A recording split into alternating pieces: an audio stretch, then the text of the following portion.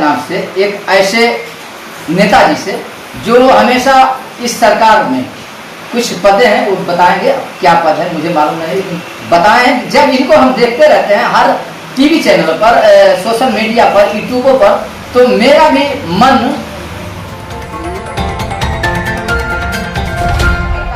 उस व्यक्ति से मिल ले जो व्यक्ति अपना विचार बहुत संक्षेप में और सरकार को बहुत विस्तार से, जो सरकार की नीतियां हैं बहुत विस्तार से आप बताते रहते हैं। इनके वाणी में भी दम है और एक माटी कला के एक सूझबूझ वाले नेता हैं। इनसे स्वयं बात होगा, लाइव बात होगा। नेताजी नाम बता देंगे पब्लिक। मेरा नाम हरेंद्र कुमार प्रजापति है और मैं उत्तर प्रदेश सरकार में माटी कला बोर्ड में सदस्य।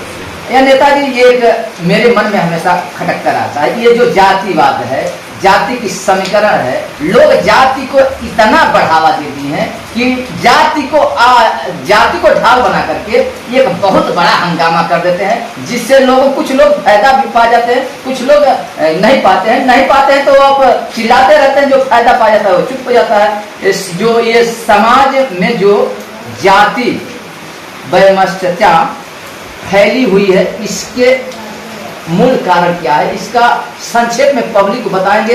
ये जो जातिवाद है। जी, आपकी बात मैं समझ गया। एक्चुअल इसके लिए थोड़ा सा और पीछे आते हैं। जी जी, आपने भारत का इतिहास पढ़ा होगा, लेकिन उसमें आपने कभी ये नहीं पढ़ा होगा कि राजतंत्र हटाओ लोकतंत्र लाओ। ऐसा कोई आंदोलन अपने देश में नहीं। आंदोलन हुआ है तो अंग्रेजों भारत छोड़ो, ऐसा आंदोलन हुआ। आपको पता होगा कि आज भाई भाई में अगर जमीन का, मकान का कोई विवाद है और एक हाथ जमीन के लिए आदमी मार पीट और कत्ल करने को तैयार है। लेकिन हमारे देश में जब 1947 से पहले राजतंत्र की व्यवस्था, राजे रजवाड़े राज्य करते थे।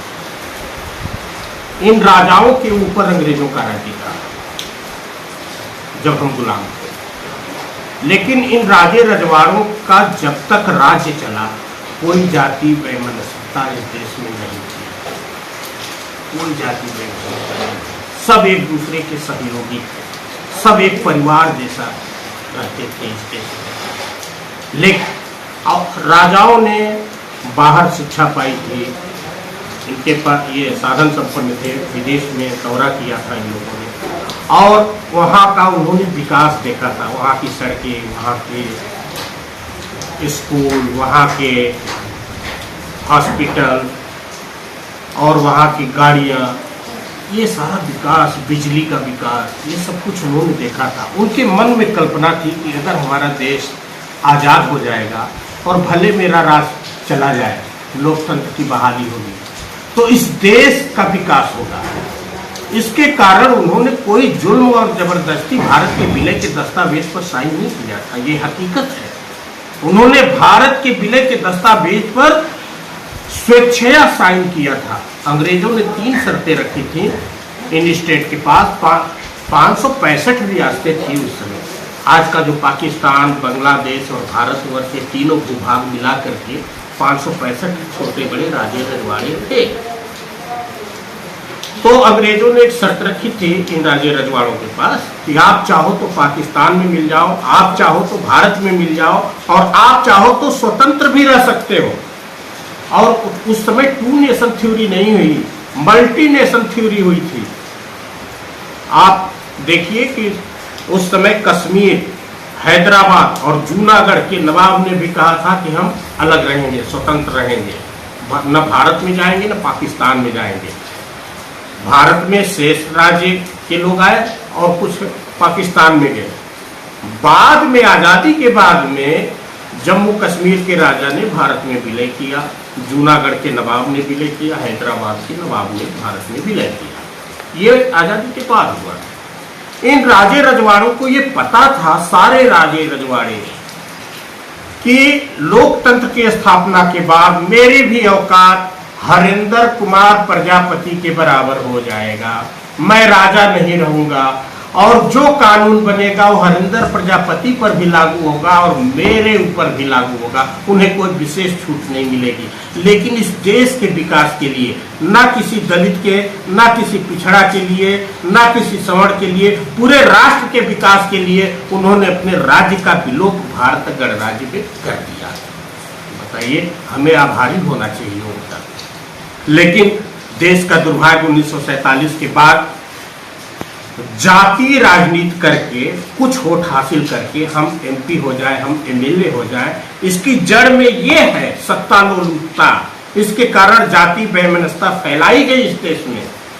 किंतु भारतीय जनता पार्टी जब जनसंघ था, उस समय से हमारी राजनीति वसुधैव कुटुंबकम के आधार पर चलती है और इस राष्ट्र को परम वैभव के शिखर पर ले जाने के लिए सबका साथ, सबका विकास, सबका विश्वास के आधार पर। ये आज का मंत्र नहीं है मोदी जी जो बोलते हैं, आपको लगता होगा कि ये आज का मंत्र है, लेकिन ये मंत्र बहुत पुराना है। मैं 1968 में संघ का स्वयंसेवक बना, तो उस समय भी हम प्रार्थना यही करते थे, परम वैभवम नेतुमे तत्स्वराष्ट्रम, अपने राष्ट्र को परम वैभव के शिखर पर ले जाएंगे। नेताजी जो ये आप लोगों का मंत्र लागू हुआ है, आप लोग मंत्र से सिद्ध करना चाहते हैं, सिद्ध भी कर लेते हैं और लोगों के ऊपर आप लोगों का मंत्र काम भी करता है। आप एक और बात बताएंगे पब्लिक को कि क्या आप हिंदू राष्ट्र घोषित करवा लेंगे, हो जाएगा? देखिए, लोग चिल्लाते हैं भाई, पार्टी को लेकर के, सदस्य लेकर यही एक नारा चिल्लाते रहते हैं कि भाई मेरा राष्ट्र हिंदू राष्ट्र हो जाए। ये हिंदू राष्ट्र तो है ही।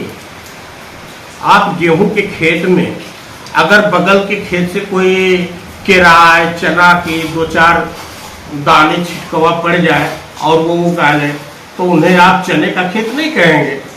बहुसंख्यक तो उसमें हिंदू ही है। अच्छा, उससे क्या लाभ होगी इस देश को और इस जनता को? हाँ, ये बहुत महत्वपूर्ण सवाल है आपका। हिंदू संस्कृति एक ऐसी संस्कृति है जो किसी का नुकसान नहीं करती। 33 कोटि देवता यहाँ पूजे जाते हैं। क्यों? कि आप जिसको भी मानना हो मानो, है तो ईश्वर वही। सारी नदियां जाकर कहाँ मिलती हैं? एक सागर में। लेकिन आप किसी को भी मानिए, उसमें आपकी बात सत्य है, लेकिन कुछ लोग कह रहे हैं कि भाई कोई सिख बन रहा है, कोई ईसाई बन रहा है, कुछ बन रहा है, लेकिन लोगों का कहना है कि आप भाई धर्म परिवर्तन क्यों करते हैं, क्यों जाते हैं? आप हिंदू हैं फिर दूसरे संस्था में क्यों जा रहे हैं? इसके लिए क्या करें? नहीं, हिंदू समाज को ही सब लोग शिकार बनाते हैं जी। ईसाई मिशनरियां भारत में आए, वो हिंदू को ही तोड़कर ईसाई बनाते हैं। और इस्लामिक कंट्रीज से जो भी आए, आप कहें 33 कोटि देवी देवता हैं, तो फिर इसका अर्थ ये है केवल कि आप किसी को भी देवी देवता मानो। हम जब कंकड़ में शंकर बोलते हैं तो हर व्यक्ति हमारे लिए पूजनीय है। नदी भी है, पर्वत भी है, हम सबकी आराधना करते हैं। हमारा इससे किसी से विरोध नहीं है कि विरोध के कारण हम तुमको मारेंगे, तुम्हारी हत्या करेंगे, ऐसा कुछ नहीं। चलिए बात वही आ जाए फिर, आप ये जो देश है हिंदू राष्ट्र घोषित हो जाएगा और घोषित आप लोग करने के लिए अथक प्रयास कर रहे हैं, फिर इससे जनता को क्या लाभ होगा, इस देश को क्या लाभ होगा? हिंदू राष्ट्र में वैमनस्यता के लिए कोई स्थान नहीं। वसुधैव कुटुंबकम हिंदू राष्ट्र का प्रथम मंत्र है। सर्वे भवन्तु सुखिना सर्वे सन्तु निरामया, ये हिंदू राष्ट्र का द्वितीय मंत्र है। हम सबके निरोगी और स्वस्थ रहने की कामना करते हैं। सर्वे भवन्तु सुखिना, सभी सुखी रहें, सभी स्वस्थ रहें, इसकी कामना को लेकर करते हैं। लेकिन अन्य धर्मों में इसी धरती पर है, आपके भारत में ही है, कि अगर आप उनके खिलाफ एक शब्द बोल दिए तो आपका सर तन से जुदा करने वाले लोग भी हैं। और आप कलम कर दिए जाएगा। जी हाँ, लेकिन आपने अभी देखा होगा आदिपुरुष से एक फिल्म बनी है जिसमें हमारे आराध्य भगवान राम और हनुमान जी के प्रति बहुत अशोभनीय उनकी वेशभूषा, बहुत अशोभनीय उनके संवाद, जो उनके स्तर से बहुत निचले स्तर के संवाद उसमें डाले गए हैं। फिर भी हिंदू समाज शांत है। ये बातें अगर किसी दूसरे समाज के साथ होती तो अब तक कोहराम मच गया होता। और हाई कोर्ट अच्छा नेताजी, एक बात मेरे मन में आ गया था और मेरी मन की ये बात है, जो बागेश्वर धाम के सरकार ये